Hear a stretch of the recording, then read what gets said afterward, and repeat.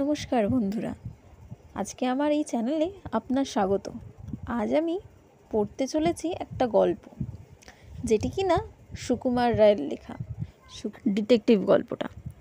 চলো তো এবার পড়া শুরু করা যাক। জলধরের মামা পুলিশের চাকরি করেন, আর তার পিসেমশাই লেখেন ডিটেকটিভ উপন্যাস। সেই জন্য জলধরের বিশ্বাস যে চোর ডাকাত জালজুয়া চোর জব্দ করবার সব রকম সংকেত সে জানে। এমনটি তার মামা আর পিসেমশাই ছাড়া কেউ জানে না। কারোর বাড়িতে চুরি টুরি হলেও জলধর সকলের আগে সেখানে হাজির হয়। আর কে চুরি করলো, কী চুরি করলো, সে থাকলে এমন অবস্থায় কী করতো, এসব বিষয়ে খুব বিজ্ঞের মতো কথা বলতে থাকে। যোগেশবাবুর বাড়িতে যখন বাসন চুরি হলো তখন জলধর তাদেরকে বলল, আপনারা একটু সাবধান হতে জানেন না, চুরি তো হবেই। দেখুন তো, ভাড়ার ঘরের পাশেই অন্ধকার গলি, তার উপর জানলার গরাদ নেই। একটু শেয়ানা লোক হলে এখান দিয়ে বাসন নিয়ে পালাতে কতক্ষণ? আমাদের বাড়িতে ওসব হওয়ার জো নেই। আমি রামদিনকে বলে রেখেছি, জানলার গায়ে এমনভাবে বাসনগুলো ঠেকিয়ে রাখবে যে জানলাগুলো খুলতে গেলেই বাসনপত্র সব ঝনঝন করে মাটিতে পড়বে। চোর জব্দ করতে হলে এসব কায়দা জানতে হয়। সে সময় আমরা সকলেই জলধরের বুদ্ধির খুব প্রশংসা করেছিলাম, কিন্তু পরের দিন যখন শুনলাম সেই রাত্রে জলধরের বাড়িতে মস্ত চুরি হয়ে গেছে, তখন মনে হলো আগের দিন অতটা প্রশংসা করা উচিত হয়নি। জলধর কিন্তু তাতে কিছুমাত্র দমেনি। বলল, ওই আহম্মক রামদিনটার বোকামিতে সব মাটি হয়ে গেল। যাক, আমার জিনিস চুরি করে তাকে আর হজম করতে হবে না। দিন দু চার যেতে দাও না। 2 মাস গেল, 4 মাস গেল, চোর কিন্তু আর ধরাই পড়ল না। চোরের উপদ্রবের কথা আমরা সবাই ভুলে গেছি। এমন সময় হঠাৎ আমাদের স্কুলে আবার চুরির হাঙ্গামা শুরু হলো। ছেলেরা অনেকে টিফিন নিয়ে আসে, যা থেকে খাবার চুরি যেতে লাগলো। প্রথম দিন রামপদর খাবার চুরি যায়। সে বেঞ্চির ওপর খানিকটা রাবড়ি আর লুচি রেখে হাত ধুয়ে আসতে গেছে। এর মধ্যে কে এসে লুচি টুচি বেবালুম খেয়ে গেছে। তারপর কমে আরও 2-4টি ছেলে খাবার চুরি হলো। তখন আমরা জলধরকে বললাম, কি হে ডিটেকটিভ, এইবেলা তোমার চোর ধরা বুদ্ধি খোলে না, তার মানেটা কি বলো দেখি? জলধর বলল, আমি কি আর বুদ্ধি খাটাচ্ছি না, সবর করো না। তখন সে খুব সাবধানে আমাদের কানে কানে একথা জানিয়ে দিলে যে স্কুলের যে নতুন ছোকরা বেয়ারা এসছে তাকে সে চোর বলে সন্দেহ করে, কারণ সে আসবার পর থেকে চুরি আরম্ভ হয়েছে। আমরা সবাই সেদিন থেকে তার উপর চোখ রাখতে শুরু করলাম। কিন্তু 2 দিন না যেতেই আবার চুরি। পাগলা দাশু বেচারা বাড়ি থেকে মাংসের চপ এনে টিফিন ঘরে বেঞ্চির তলায় লুকিয়ে রেখেছিল। কে এসে তার আধখানা খেয়ে বাকিটুকু ধুলোয় ফেলে নষ্ট করে দিয়েছে। পাগলা তখন রাগের চোটে চিৎকার করে গাল দিয়ে স্কুল বাড়ি মাথায় করে তুলল। আমরা সবাই বললাম, আরে চুপ চুপ, অত চেঁচাস নে, তাহলে চোর ধরা পড়বে কি করে? কিন্তু পাগলা সে কি কথা শুনে? তখন জলধর তাকে বুঝিয়ে বলল, আর 2 দিন সবুর কর, এই নতুন ছোকরাটাকে আমি হাতে হাতে ধরিয়ে দিচ্ছি। এই সমস্ত ওরই কারসাজি।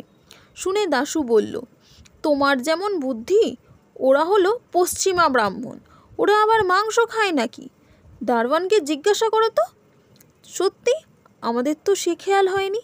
ছোকরা তো কতদিন রুটি পাকিয়ে খায়, কই একদিনও ওকে মাংস খেতে দেখি না। দাশু পাগলা হোক আর যাই হোক, তার কথাটা সবাইকে মানতে হলো। জলধর কিন্তু অপ্রস্তুত হওয়ার ছেলেই নয়। একগাল হেসে বলল, আমি ইচ্ছে করে তোদের ভুল বুঝিয়েছিলাম। আরে চোর না ধরা পর্যন্ত কি কিছু বলতে আছে? কোনো পাকা ডিটেকটিভ ওরকম করে না। আমি মনে মনে যাকে চোর বলে ধরেছি সে আমি জানি। তারপর কদিন আমরা খুব হুঁশিয়ার ছিলাম। 8-10টা দিন আবার চুরি হয়নি। তখন জলধর বলল, তোমরা গোলমাল করেই তো সব মাটি করলে। চোরটা টের পেয়ে গেল যে আমি তার পেছনে লেগেছি, আর কিসে চুরি করতে সাহস পায়? তবু ভাগ্যিস তোমাদের কাছে আসল নামটা ফাঁস করিনি। কিন্তু সেদিনই আবার শোনা গেল স্বয়ং হেডমাস্টার মশাইয়ের ঘর থেকে তার টিফিন খাবার চুরি হয়ে গেছে। আমরা বললাম, কই হে, চোর না তোমার ভয়ে চুরি করতে পারছিল না? তার ভয় যে ঘুচে গেল দেখছি। তারপর 2 দিন ধরে জলধরের মুখে আর হাসি দেখা গেল না। চোরের ভাবনা ভেবে তার পড়াশোনা এমন গুলিয়ে গেল যে পণ্ডিত মশাইয়ের ক্লাসে সে আরেকটু হলেই মার খেত আর কি। 2 দিন পর সে আমাদের সকলকে ডেকে একত্র করল আর বলল তার চোর ধরবার বন্দোবস্ত ঠিক হয়েছে। টিফিনের সময় সে একটা ঠোঙায় করে সরভাজা, লুচি আর আলুর দম রেখে চলে আসবে। তারপর কেউ যেন সেদিকে না যায়। স্কুলের বাইরে থেকে লুকিয়ে টিফিনের ঘরটা দেখা যায়। আমরা কয়েকজন বাড়ি যাবার ভান করে সেখানে থাকবো, আর কয়েকজন থাকবে উঠোনের পশ্চিম কোণার ছোট ঘরটাতে। সুতরাং চোর যেদিক থেকেই আসুক, টিফিন ঘরে ঢুকতে গেলেই তাকে দেখা যাবে। সেদিন টিফিনের ছুটি পর্যন্ত কারোর আর পড়ায় মন বসে না। সবাই ভাবছে কতক্ষণে ছুটি হবে আর চোর কতক্ষণে ধরা পড়বে। চোর ধরা পড়লে তাকে নিয়ে কী যে করা যাবে সেই বিষয়েও কথাবার্তা হতে লাগলো। মাস্টারমশাই বিরক্ত হয়ে ধমকাতে লাগলেন। পরেশ আর বিশ্বনাথকে বেঞ্চের উপর দাঁড়াতে হলো, কিন্তু সময়টা যেন কাটতেই চায় না। টিফিনের ছুটি হতেই জলধর তার খাবারের ঠোঙাটা টিফিন ঘরে রেখে এলো।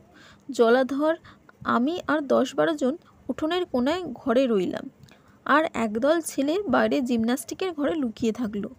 জলধর বলল, দেখ চোরটা সেরকম শেয়ানা দেখছি, আর তার যেরকম সাহস তাকে মারধর করা ঠিক হবে না। লোকটা নিশ্চয়ই খুব সন্ডা হবে।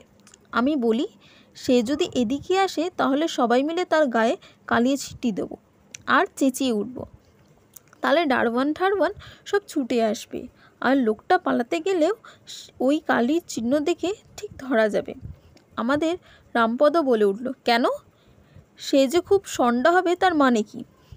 সে কিন্তু রাক্ষসের মতো খায় বলে তোর মনে হয় না? যা চুরি করে নিয়ে নিচ্ছে সে তো কোনোদিনই খুব বেশি নয়।